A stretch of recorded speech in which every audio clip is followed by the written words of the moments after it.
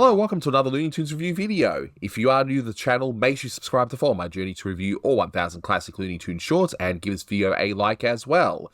So this is a review for Fowl Weather, and with me today in weather that's mostly foul, not really, I'm in summer, he's in winter, it's my good friend Eli Copperman. Say hi. How y'all doing? It's been a wonderful day here on the farm. Yeah, oh indeed, we're back on the farm for this one for sure. Yeah, the title is very misleading and I'll get into that in just a moment, but as mentioned, this is Fowl Weather, released on the 4th of April 1953. It had a blue ribbon reissue sometime in 1962. It's the 676th in the series, and it's directed by Friz Freleng. There is a HD restoration out there, which is what I'm using for this review. However, it's not being made on physical media yet. Hopefully, one day it will. I don't see why not. It's a pretty safe cartoon, so I think it's a given it'll eventually go on physical media. Now, according to the title, you guys have already figured this out by seeing the thumbnail and whatever's in the beginning of this review, but no, this is not a Forkhorn Leghorn short done by McKibson, despite what the title may lead you to believe, because that's what I thought it was. It is kind of misleading. It's kind of weird that it's called that. Yeah, because I honestly had not seen this one at all before this review. This is literally my first time, and I thought, oh, well, Eli's going to record yet another Forkhorn Leghorn review with me. Oh, no, it's a Sylvester and Tweety. My mistake. Yeah. Uh-oh. It's like, whoops. No. But in case you haven't seen this, I can't show you the full cartoon here due to copyright on YouTube. It'll just get deleted. But in this one, Granny, Hector, Sylvester, and Tweety, they're all on the farm. Granny gets Hector to guard Tweety, but Tweety ends up getting loose anyway and ends up interacting with the chickens, and all the while Sylvester's trying to get Tweety. So it's pretty straightforward, nothing too deep in this one. You're not going to get anything too sophisticated. It's not the same psychological drama that was The Last Hungry Cat or Birds Anonymous, whatever you want to call it. Yes, and there's only one bit of trivia that I could see, and this is not the first short that has a bulldog in a Sylvester and Tweety, right? There's been this unnamed bulldog in a few of them already, but it's here that he's given the name of Hector. And the weirdest thing about that is, in this short, Hector does speak towards the end a little bit, and normally it's a mute character. Jumpin' Jupiter, the boy's gone. Where's the boy at, cat? Give me that boy. Whereas in this one, Sylvester doesn't speak except for one line, so he's pretty much a pantomime character in this one.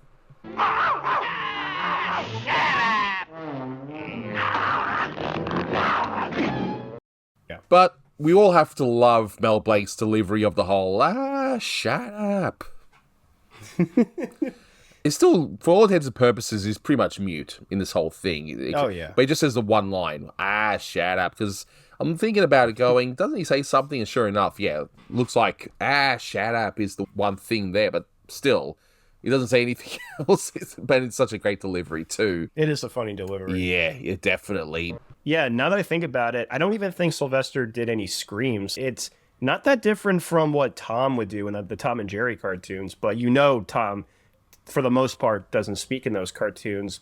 Whereas Sylvester, you'd probably expect him to do like a snarky response or a cynical one-liner or something. Although I wouldn't be surprised if that was mainly because they didn't have a lot of time to really work in the gags. Like, they couldn't drag out the gags as much as they thought of, so that meant not giving Sylvester certain lines, or maybe they just couldn't think of any lines to give him, so I guess less work for Mel Blanc at the end of the day. In this case, it's not like they couldn't get the actor in. I mean, it's Mel Blanc. He's doing Tweety already, and Tweety gets the lion's share of the dialogue in this one for sure. And, of course, we got Bea Benaderet, who's uncredited as Granny. And I gotta say, one of my initial reactions to this short is that Granny comes across as kind of unhinged, a little bit on the deranged side. Because, like, when she goes up to Hector, and she just casually tells Hector, take care of Tweety, or I'll shoot you. And it's like, wait, what?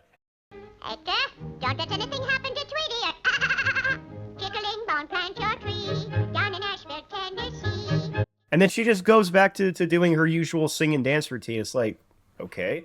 We were talking about Happy Go Lucky. We were talking about that short. Like, I was joking that Benny could be a little bipolar, but in this, Yeah, Granny could be a little unhinged, I think. Yep, definitely. And as she's singing that song down in Nashville, Tennessee, and I couldn't find much information on that music because, as you can imagine, there are plenty of songs that have the names Nashville and Tennessee in it, so it's hard to pinpoint exactly the origin of that song and what movie it's from. And hey, you guys watching this, if you know, let me know in the comments below, because it would have been like the 1950 or 1951 rendition, but all I know is that Granny seems to really like this song, and by extension, Carl Starling too, of course.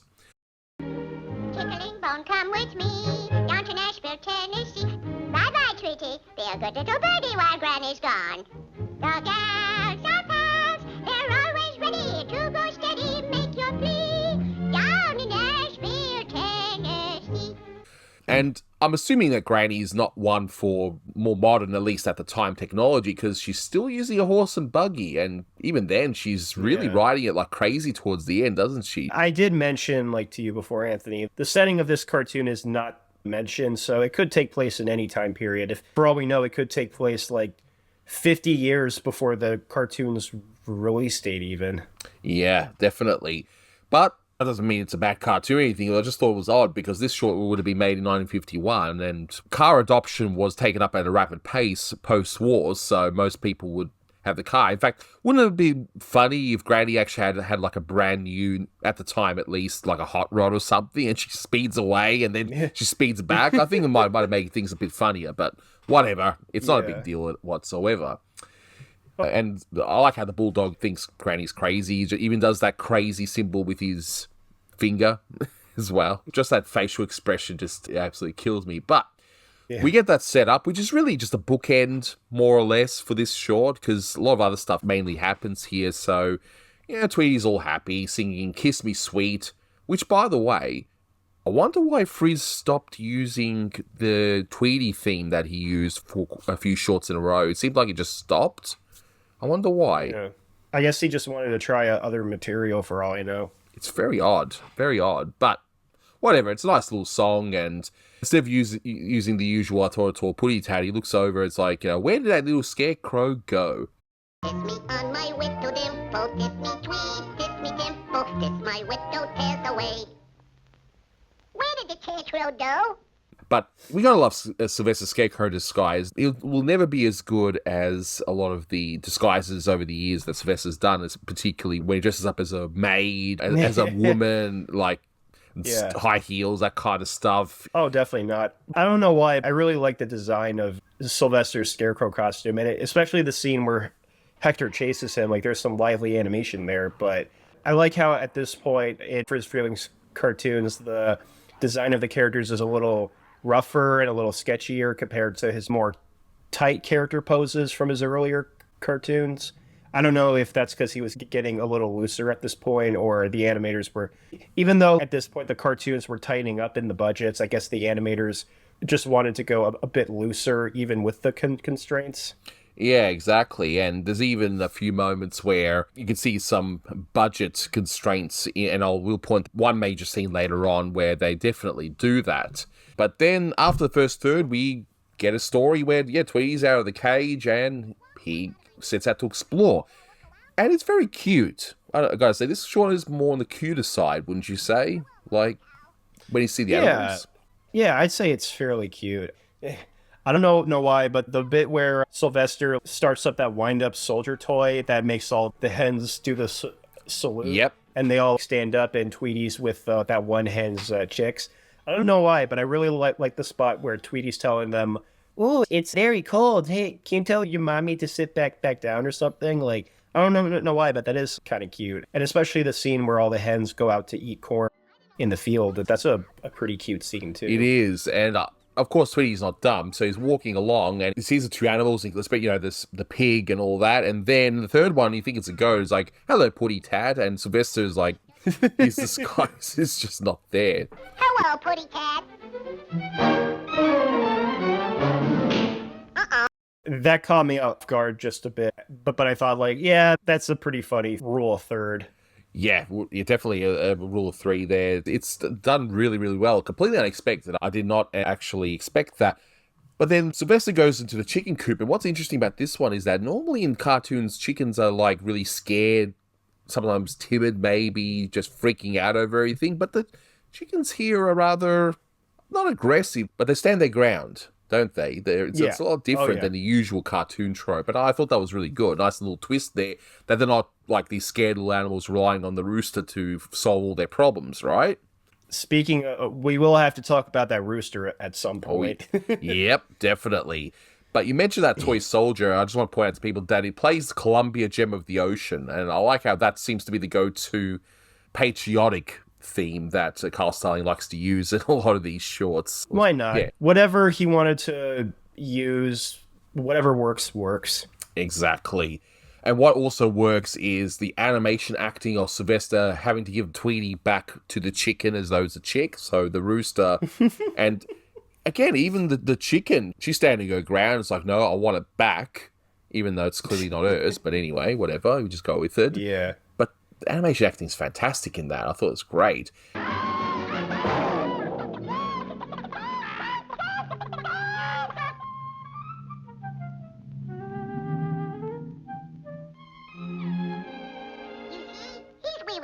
Putty cat. And then we see the one bit I mentioned before about budget constraints, and then they lift up, I guess it's like a changing room, I don't know what the terminology is for it. It gets lifted up, and then we just see just some various visual effects and sound effects, and that's pretty much it.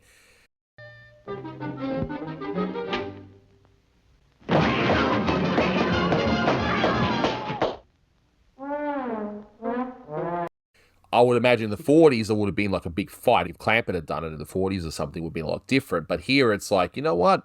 This makes it even more gruesome because you can imagine it, right? Oh, yeah. The fact that you kind of have to fill in the blanks because it's censored, like I think that makes the scene funnier. So on one hand, yeah, you could say that the fight was censored because of budgetary reasons, but at the same time, he probably thought that gag was funnier than just to do a full-on fight scene. Now, we got to talk about this rooster, and I'm glad it's not just a Foghorn Leghorn knockoff. As much as I love Foghorn, I mean, hey, we love Foghorn. How many Foghorn reviews have we done together, right? And this rooster, I love the design, and I love the voice that we do here, and, you know, which is clearly Mel Blanc being pretty much Mel Blanc, which is great. But I like the fact that at one point we see Sylvester disguised as a rooster. I thought that was great. It was just such a half-assed costume, but hey, we go with it. It's just that's so great. I love it. We see the rooster, he comes up to him, and it's sort of like, okay, it could fall in one of two ways here, especially if you haven't seen it like I had it at the time. He could either be stupid enough to believe Sylvester's disguise, or be smart enough to know that, yeah, it's clearly Sylvester, so I'm going to do something to get back at him. And at first, and this is very interesting, at first you see, it looks like he's dumb enough to believe in the disguise. Did you feel that way when you saw it? I kind of thought that too, but especially as the scene went on, maybe he did think that at first, but during the scene where he realizes that Sylvester as a chicken can't lay an egg, maybe that's when he realizes it because he puts a grenade under it. So my theory on that is that maybe, and this may sound like a crackpot theory, but we're all cartoon fans, so all our theories are crackpot anyway. But maybe he was just pulling on that whole semi-romantic facade just to get Sylvester. Yeah, I think it's just the case of he's just really good at disguising the fact that he could see through Sylvester's disguise. And just deliver as well as like, all right, lay eggs. Like, it's like, wow, okay. Get busy. Lay eggs.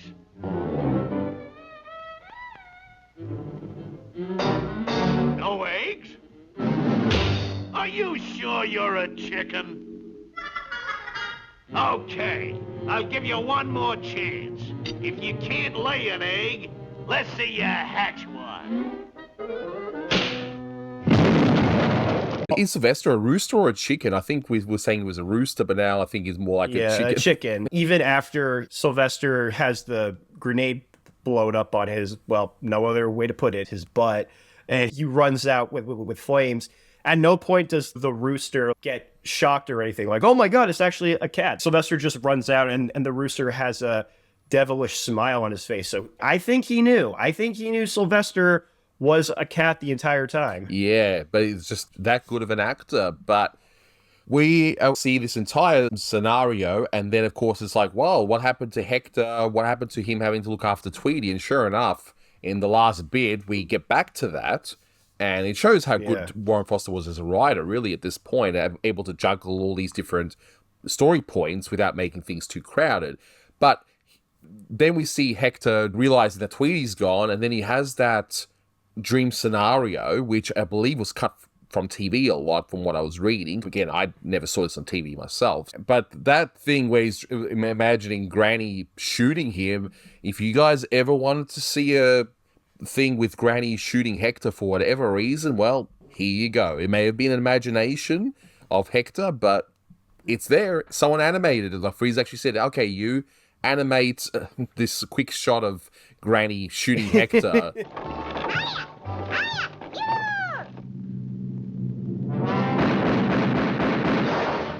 And I do love the ending, how Hector realizes, oh no, Granny's coming home, what am I going to do? And in the first thought that comes to his mind, I thought this was hilarious. I was laughing quite a bit at this. Like, of all the things he thinks of, he decides to paint Sylvester as Tweety and just put him in the cage and make Sylvester act like Tweety. I thought that was absolutely hilarious. I thought that was great. Yeah. He's lucky that... You know what? If we were talking before that Granny is kind of unhinged and senile, then maybe he's honestly lucky that she is, because she didn't see through it. She thought that was Tweety. Exactly. So all that theory has been proved correct, and Tweety's like, all right, I guess I'm now a cat, and there we are. So it's honestly a way funnier cartoon than it had any right to be. Maybe if it was done later on, it would have been soured by weaker gags and animation, but seeing it at this point in time makes it way funnier than a lot of the other farm-based chase cartoons that Friz Freleng did. Like, the only one that comes to mind is Double Chaser, which was good, but not as punchy or as funny as this one. Not to compare them or anything, but otherwise, a very solid, very funny cartoon. And just to get my rating out of the way, I give it honestly either an 8 or a 9, maybe 8.5. Yeah, that was actually my rating, 8.5. Yeah, I was going to give that. This is a nice little gem that, like, again, I never saw this one before, so it was nice to see it, and I was pleasantly surprised by it. Well, first of all, I was surprised it wasn't a McKimson Foghorn, as I mentioned, but because of the title. What a ripoff. What a ripoff. That's it. No, and you know what? It's 1 out of 10 now. Screw Freleng and his generic titles. No, I kid. 8.5 out of 10. It's a great cartoon. It's hilarious, and some of the hilarity comes from the unintentionally funny things in there, like Granny being just crazy and, you know, wanting to shoot a dog and all that sort of stuff. So there's that. Also, is it just me? Maybe I'm the only one who noticed this, but is Granny's voice a little more high-pitched than B. Benadet's usual voice? Like, maybe they pitched it up in post-production or something. Probably, but it sounds okay to me anyway, but at least we know it's her. I mean, we can hear B. Benadet pretty well, but as per Keith Scott's wonderful cartoon voices book, it's most definitely her. So maybe in post they pitched it up, or you know, maybe it's her trying something new, but who knows. But that will do it for this one. Thank you so much, guys, for watching, and until next time, take care. Oh,